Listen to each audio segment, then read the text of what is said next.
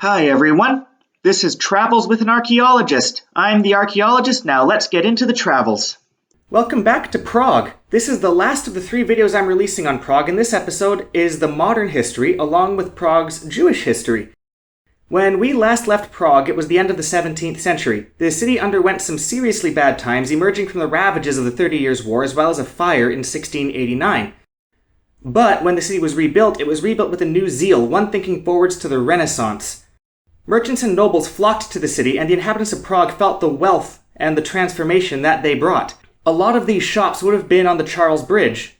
Bohemia was still a part of the Holy Roman Empire, but this time it was far more tied into the imperial house. The Habsburgs, ruling from Vienna, ruled as kings of Bohemia outright too, meaning that Prague's center of political gravity gradually drifted away from Germany and towards Austria-Hungary.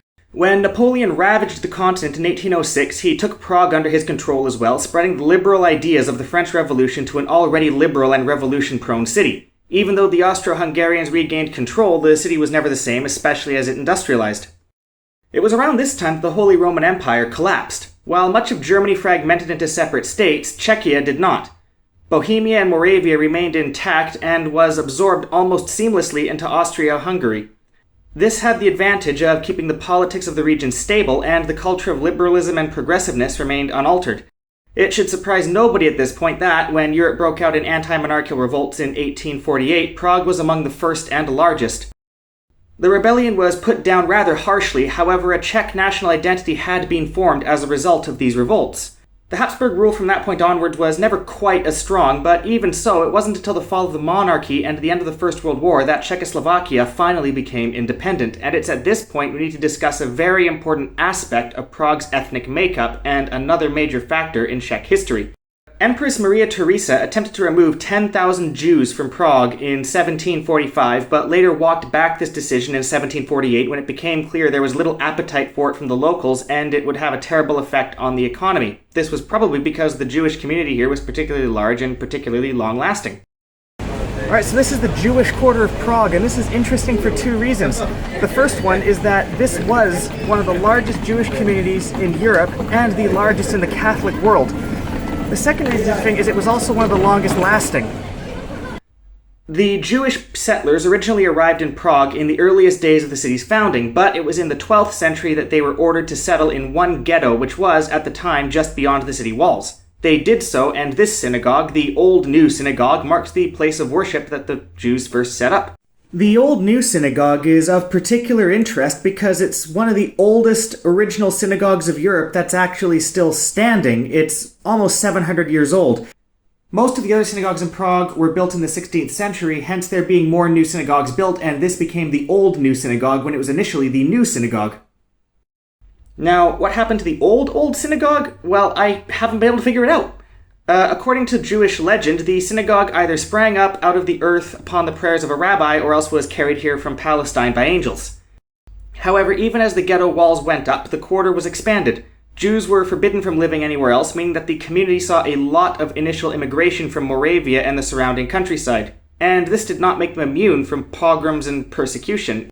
And one of the worst massacres of Jews occurred under the reign of Charles IV. But that was all about to change. This was founded by the Rabbi Yehuda Loew back in the reign of Rudolf II under his edict. You remember Rudolf II from the last video, who passed an edict tolerating Protestants? Well, it applied to the Jewish community too, largely because Rabbi Loew was among his entourage of scholars, mystics, and prophets that were hanging around him and his court.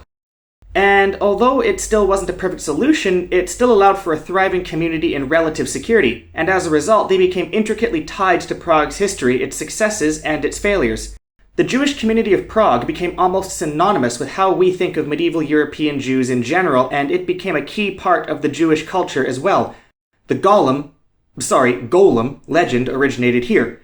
Golems were creatures of clay associated with Jews of Central Europe, mainly Prague, and they could come to life and serve unquestioningly. It was rather like a robot before robots were a thing. Incidentally, the word robot also has origins in Czech.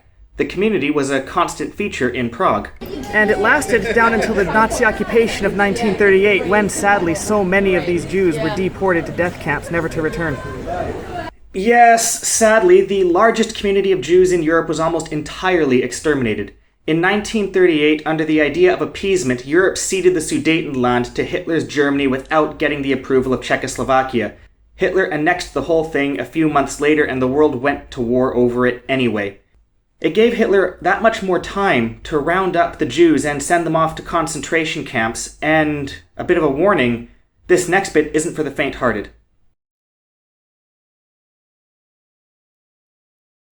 The names of every man, woman, and child from Prague killed by the Nazis in the final solution are written out on the walls of this synagogue, the Jewish cemetery. There are literally thousands. Europe's largest and oldest Jewish community wiped out in just 6 years. The worst part is that these were Czechs. These Jews were an intricate part of Czech lives for hundreds of years, and yet in an instant, friends, neighbors, and governments turned on them as if they'd never lived there at all. Following World War II, things did not improve, neither for the Jews who, though no longer killed, remained legally excluded from places of worship, nor for the ordinary Prague citizens. But this time it wasn't just the Jewish people who were oppressed. Czechoslovakia was taken under the sphere of Soviet influence on the eastern side of the Iron Curtain. Yet, while memories of this period can be seen in other post-Soviet cities like Bratislava and Budapest, you'd be hard-pressed to find a memory of it visible in Prague.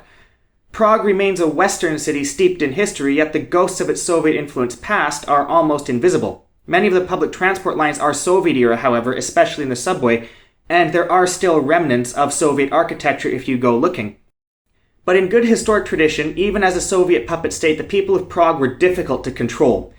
It was the site of an uprising in 1968 that was brutally put down and finally released from the Soviet boot in 1989 following the fall of the Berlin Wall. There are people alive today who have a memory of being in this totalitarian, authoritarian regime. I mean, it collapsed only 4 years before I myself was born. And yet, the architecture and feel of the city suggests that you'd never know it. This is, again, a testament to Prague's incredible resiliency and yet another example of its ability to bounce back from disaster. Finally, in 1993, the year I was born, for the record, Czechoslovakia itself dissolved, leaving just Bohemia and Moravia, the core of the original Czech state, to go it alone. Sort of. It didn't take long for the Czechs to join NATO and the EU once the Berlin Wall fell and embrace the Western ideas, democracy, and liberalism. The people of Prague, as ever, remain free thinkers, welcoming to all manner of scholars and foreigners, and as a result, they know how to throw a party.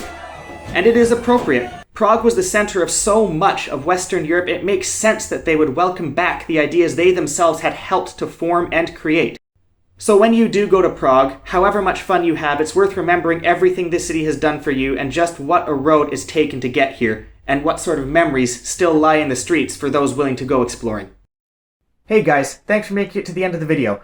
For the next couple of weeks, I'm actually going to be going on holiday to Canada, and I am going to be filming some stuff there, and if you don't want to miss any of that, please remember to like and subscribe to this channel. Also, if you'd like to support the channel, you can go to my Patreon via the link in the description. I'm sorry that my videos haven't been as long or as detailed as I'd like them to be, ideally. This is because I have been working on a couple of big things, one of which being this holiday to Canada, but another hopefully I'll be able to show you in the next couple of weeks. And if you do feel like this channel does something worthwhile, then please do donate to my Patreon and let me know that I'm actually doing work that's being watched.